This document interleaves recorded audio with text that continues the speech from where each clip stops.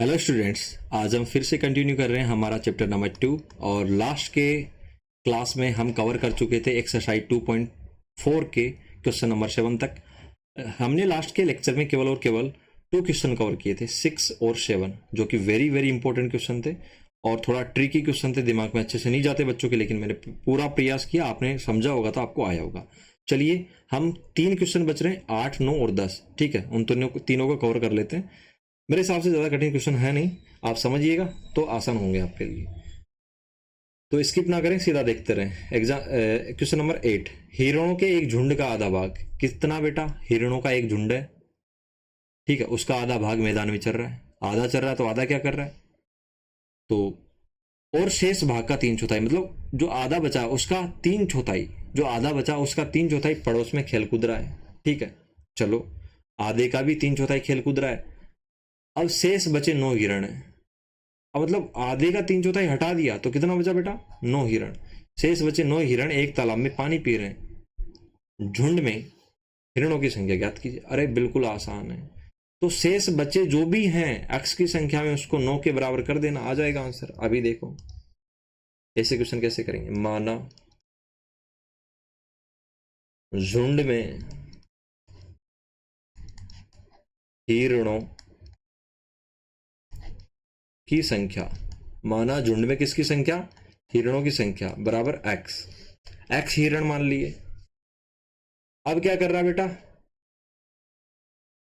चर रहे हिरणों की संख्या, चर रहे हिरण की संख्या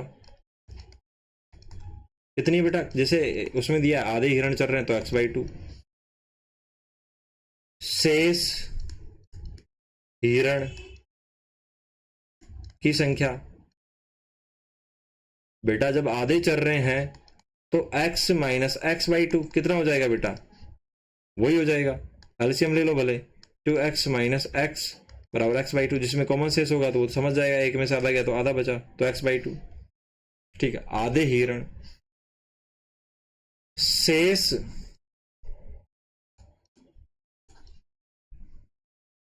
हिरणों का 3/4 जो खेल कूद रहे हैं, कूद रहे हैं। तो बस शेष कितने थे? x/2, उनका 3/4 निकाल दो, 3/4। तो बेटा आ गया 3x/8। 3/4 तो था, 3/4 पड़ोस में ही खेल कूद रहे हैं। शेष का जो शेष ये थे बेटा, इनका 3/4 निकाल दिया हमने, 3/4 ये आ गया। अब शेष का 3/4 खेल कूद रहे हैं, शेष का 3/4 खेल कूद रहे हैं, तो उसके बाद शेष बचे 9 हिरण। अतः अगर शेष x/2 कितना था? आधा बच रहा था, शेष हिरण कितने थे? x/2। अब उन शेष का 3/4 खेल कूद रहा है, मतलब 3/4 उनका खेल कूद रहा है, जो कि ये मिला। तो अतः अब इस कंडीशन में अब और भी तो बच रहे होंगे 3/4 के अलावा। अतः शेष, अतः क्या? अब बचे हुए अन्य शेष, ताकि अन्य शेष इसलिए लगा दे ताकि शेष शेष में कंफ्यूजन हो जाओ। अन्य शेष या अंतिम शेष हिरण कितना होगा बेटा? दिमाग लगाओ आप, कितना होगा? अगर x का 3/4 अगर खेल कूद रहा है तो बेटा कितना बचा? 1/4, जो कि बचा होगा। लेकिन यहाँ पे 1/4 नहीं दिया है, तो हम क्या करेंगे? हम वही ट्रेडिशनल मेथड x/2 कुल में से, ठीक है, शेष हिरणों में से कितना घटा देंगे बेटा? 3x/8। एक तरीका तो ये है। एलसीएम कितना आ जाएगा? 8। तो क्या आ जाएगा? 2 4, 8 में 2 से भाग दिया, 4 आया, 4 को x से गुणा किया, 4x माइनस 3x। ठीक है, कितना आया? 4x minus 3x/8। ठीक है, एक तो तरीका ये है, या अन्य तरीका क्या है? ये है क्या कि x/2 का 3/4 खेल रहा है, तो x/2 का 1/4 क्या कर रहा होगा? बचा होगा। भाई x/2 में से 3/4 खेलने में लग गया तो कितना बचा? 1/4। तो शेष हिरण कितने बचे? x/8। ठीक है, अदर मेथड, ठीक है, इधर लगा लेना। ये क्या है? खेल कूद के बाद बचे हिरण। ठीक है, ज्यादा टाइम नहीं लगाएं, आगे बढ़ते हैं। तो बेटा कितने बचे? x/8। और ये शेष हिरण किसके बराबर होंगे? क्योंकि उसने दे रखा है लास्ट में खेलकूद के बाद कितने हिरण बच रहे हैं बेटा? 9 हिरण बच रहे हैं। तो क्या ये 9 हिरण इनके बराबर नहीं होंगे? बिल्कुल होंगे, क्योंकि खेलकूद के बाद जो हिरण बच रहे थे वो x/8 बच रहे थे, और उन्हीं की संख्या यहाँ पर शेष बचे 9 हिरण, मतलब उन्हीं की संख्या यहाँ पर दी गई है। तो बेटा क्या करेंगे? लिखते हैं, अतः प्रश्नानुसार क्या होगा? x/8 बराबर 9, x बराबर क्रॉस मल्टीप्लाई होगा 9 इंटू 8, 9 72। ठीक है, तो क्या निकालना था? झुंड में हिरणों की संख्या। तो x तो थी बेटा, वही तो निकाल ली हमने। ठीक है, अतः झुंड में हिरणों की संख्या कितनी आ जाएगी बेटा? x बराबर 72। चलो, कठिन नहीं था, आसान था। आपको एक बार देखना वापस से बैक जाके। चलिए, ये वेरी वेरी इंपॉर्टेंट भी है, वेरी वेरी इजी भी है, मेरे हिसाब से डरना नहीं है, ऐसे क्वेश्चन कई सारे कर चुके हैं। दादाजी की आयु अपनी पोत्री की आयु की 10 गुनी है। किसकी आयु दी गई है? दादाजी की आयु। ठीक है, किसकी आयु नहीं दी गई है? पोत्री की आयु। तुम कहोगे कि यार दादाजी की आयु कहाँ दी गई? अरे दी तो गई है, पोत्री की आयु की 10 गुनी है दादाजी की आयु। तो कैसे भी दे, लेकिन दे तो रखी है ना दादाजी की आयु, लेकिन पोत्री की आयु दे ही नहीं रखी है।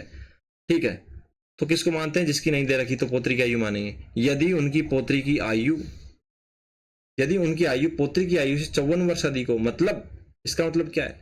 मैं कहूं अगर किसी के दादाजी की आयु उसकी आयु से 54 वर्ष अधिक है, इसका मतलब क्या है?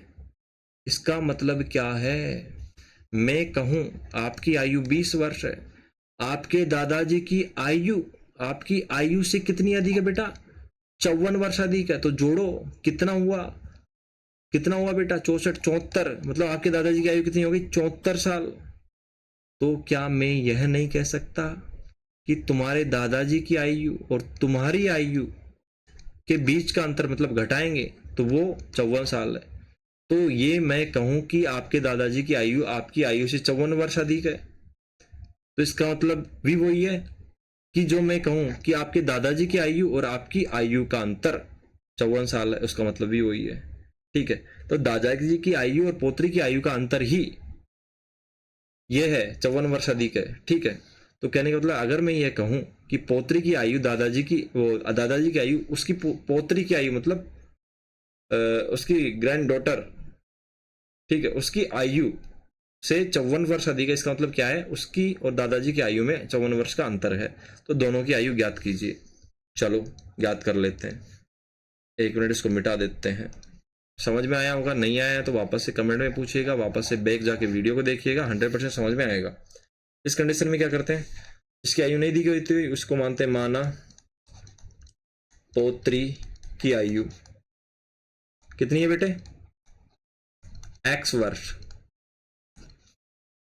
तब दादाजी की आयु, वर्तमान लिखो बेटा यहां पे, वर्तमान जो हम मानते हैं वो वर्तमान मानते हैं। तब दादाजी की वर्तमान आयु, दादाजी की वर्तमान आयु, ठीक है, तब दादाजी की वर्तमान आयु क्या हो जाएगी बेटा? दे रखी है पोत्री की आयु की 10 गुनी है, तो पोत्री की आयु x वर्ष है, तो दादाजी की 10x वर्ष, मतलब 10 गुना हो जाएगी। प्रश्नानुसार क्या दिया है बेटा? दादाजी और पोती, दादा की आयु ये है और पोती की आयु ये है, तो दादा की आयु पोती की आयु से कितना अधिक है? दादा की आयु पोती की आयु से कितना अधिक है?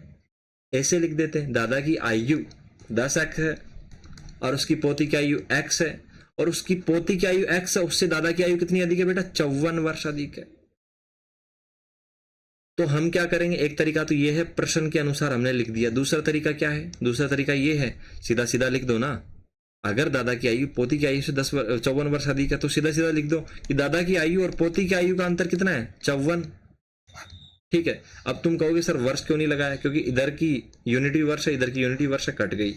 ठीक है, तो इसका मतलब भी यही है, क्योंकि ये स्टेप डायरेक्ट आ गई, हम सीधा दिमाग लगा के कर लिए और हम प्रश्न के अनुसार लिखेंगे तो ये आएगा। उसके बाद दूसरे स्टेप में 10x और x को इधर लेके आएंगे तो 10x माइनस एक्स बराबर 54। दोनों में वही आया ना, सेम ही। ठीक है, या तो आप अंतर कह दो दादा पोती की आयु का, या प्रश्न के अनुसार लिख दो कि ये दादा की आयु 10x बराबर पोती की आयु x से 54 वर्ष अधिक, तो कर दिया +54। तो बेटा 9x बराबर कितना आया 54, तो x बराबर 54/9 बराबर कितना आ गया 6 बार कटा, तो x बराबर 6। ठीक है, ये वर्ष में नहीं है, x की कोई यूनिट नहीं है यहाँ पे, तो उन दोनों की आयु अतः पोती की आयु, पौत्री की आयु बराबर कितनी मानी थी बेटा हमने, x बराबर कितनी आ गई बेटा 6, x बराबर क्या आया 6, तो 6 वर्ष हो जाएगी। तब दादा की आयु, हम वर्तमान की बात कर रहे हैं बेटा, वर्तमान आयु। ठीक है, जब हम कुछ ना लिखें इसका मतलब वर्तमान आयु की आयु बराबर कितनी हो जाएगी बेटा, 10 गुणा है पोती की आयु की, हमने अभी देखा था। ठीक है, ये देखो, तो 10 गुणा 6 बराबर 60 वर्ष। ठीक है बेटे, चलिए आगे बढ़ते हैं। अब इस तरीके का क्वेश्चन यहाँ पे है, इसको अच्छे से पढ़िए। अमन की आयु उसके पुत्र की आयु की 3 गुनी है। किसकी आयु दे रखी बेटा, अमन की। उसके पुत्र की आयु नहीं दे रखी, तो पुत्र की आयु मानेंगे। 10 वर्ष पहले उसकी आयु पुत्र की आयु की 5 गुनी थी। 10 वर्ष पहले उसकी आयु में निकालेंगे और उसके पुत्र की आयु में निकालेंगे, तो और उसकी आयु को बराबर करके उसके पुत्र की आयु का 5 गुना कर देंगे, तो दोनों की वर्तमान आयु निकालिए। बिल्कुल आसान है, इसमें घबराना नहीं है, ऐसे क्वेश्चन कई कर चुके हैं हम। तो माना अमन के पुत्र की आयु बराबर x वर्ष। ठीक है बेटे, तब क्या अमन की आयु कितनी हो जाएगी बेटा, क्या दे रखा है, पुत्र की आयु की 3 गुनी है, 3x वर्ष। ठीक है, ये दोनों क्या है, वर्तमान आयु। आप डायरेक्ट यहां पे भी लिख सकते हो। ठीक है, अमन के पुत्र की वर्तमान आयु, अमन की वर्तमान आयु। ठीक है, प्रश्नानुसार 10 वर्ष पूर्व, ऐसे डायरेक्ट लिख के भी कर सकते हो 10 वर्ष पूर्व। अब आपको एक एक के दिखाने की जरूरत नहीं है। प्रश्नानुसार 10 वर्ष पूर्व, अब हम आपको थोड़ा लिख के बता देते हैं, अदरवाइज आप कंफ्यूज हो जाएंगे। अमन के पुत्र की आयु क्या कैसे निकालेंगे बेटा, जैसे मैं कहूँ आपकी आयु 20 साल है, 10 वर्ष पहले क्या होगी, तो घटाओगे ना 10 साल। तो ऐसे अमन की वर्तमान आयु x वर्ष है, तो 10 वर्ष पहले x माइनस 10 वर्ष। ठीक है बेटा, तब अमन के पुत्र की आयु तो निकाली, तब अमन की आयु कितनी हो जाएगी बेटा, अमन की आयु अभी कितनी है 3x वर्ष, तो 3x माइनस 10, क्योंकि पहले की बात कर रहा है, अगर बाद की करता तो जोड़ देते। जैसे कि मैं कहूँ आपकी आयु अभी 20 वर्ष है, 10 साल बाद कितनी होगी, तो आप जोड़ोगे ना, 30 साल बताओगे। ऐसे ही अगर बाद की बात होती यहाँ पे जोड़ते, लेकिन पहले की बात कर रहा है, घटाएंगे। अब प्रश्नानुसार रखने पर, प्रश्नानुसार क्या है बेटा, देखो क्या कहा गया है, 10 वर्ष पहले किसकी, मैं अंडरलाइन करता हूं, इसको हाईलाइट करता हूं। 10 वर्ष पहले किसकी, अमन की आयु उसके पुत्र की आयु की 5 गुनी है, तो एज इट इज हम इसको लिख देंगे। क्या क्या कह रखा है, इधर रुको, 10 वर्ष पहले अमन की आयु, किसकी आयु लिखो पहले, अमन की आयु। अमन की आयु 3x माइनस 10 हो गई। ठीक है, क्या है बेटा, उसके पुत्र की आयु की x माइनस 10 उसके पुत्र की आयु हो गई, कि 5 गुनी थी, उसके पुत्र की आयु की 5 गुना कर दिया। बस अब सोल्व कर लो, ये तो आ गया ना समझ में कि 10 वर्ष पूर्व अमन की आयु लिख दी, बराबर थी किसकी, उसके पुत्र की आयु का 5 गुना, 10 वर्ष पहले जो भी था, 10 वर्ष पहले उसकी आयु पुत्र की आयु की 5 गुनी थी। ठीक है बेटा, तो हमने कर दिया ये। तो दोनों की वर्तमान आयु ज्ञात कीजिए। तो इतना समझ में आया, इतना समझ में आया तो एक बार देखिए, एक बार गौर से। ठीक है,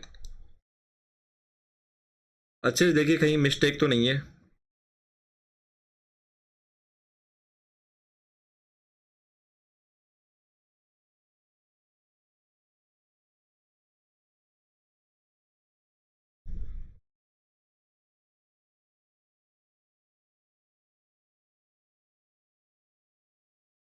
इसको समझिए बेटा एक बार कि कैसे किया है मैंने।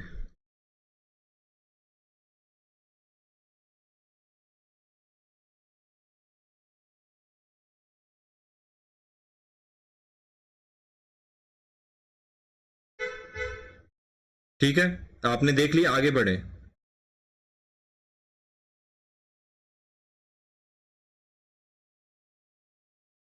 चलिए